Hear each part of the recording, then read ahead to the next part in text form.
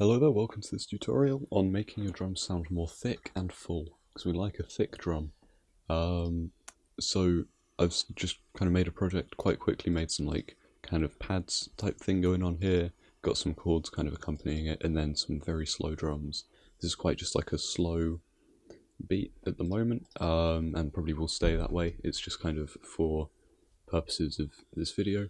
So there's two versions of what I'm going to show you. The first one is something I'm much more familiar with than the second one.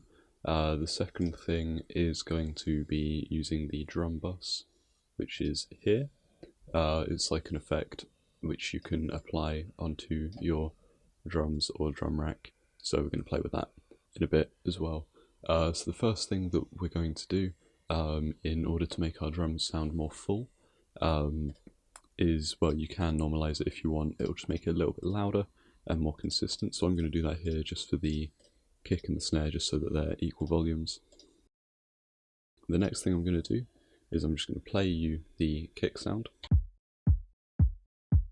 Right, so it's quite thuddy and deep, but it doesn't really have that oomph to it that we need at this moment.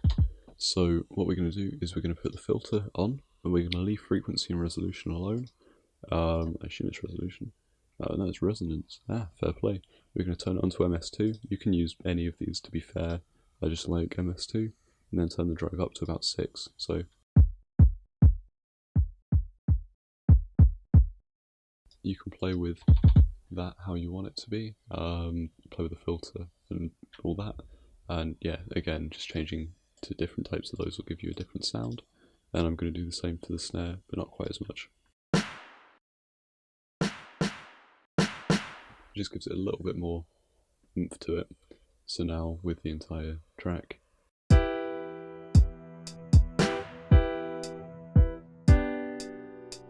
whereas before it was more like this.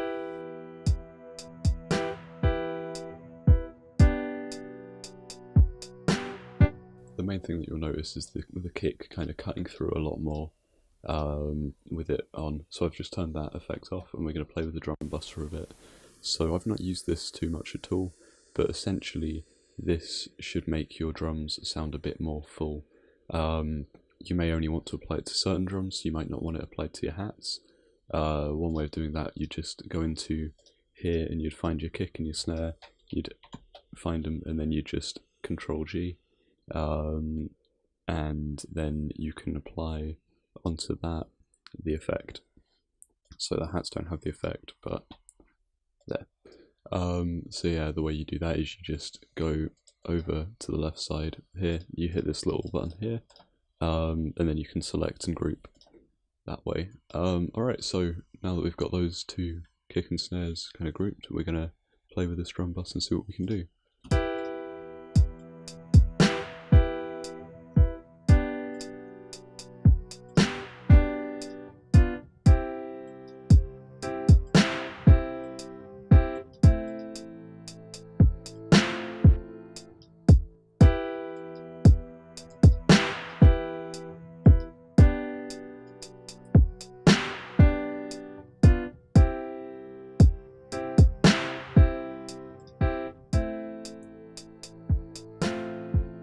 So yeah, just with a bit of tweaking, instantly the drums kind of a bit higher than they were before.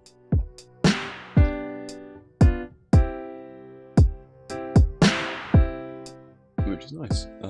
It's quite a simple, easy tool to use. I think I'm probably going to end up using that more than I do using just the MS2 filter, which I'm more used to.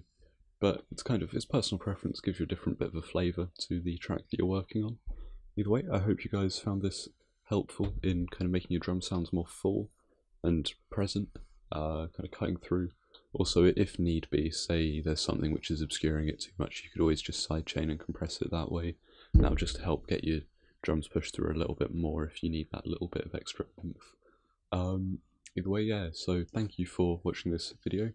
If you found it helpful, go check out my other ones. I've made a few of them. My SoundCloud and such will be in the description. Thank you for watching, have a good day.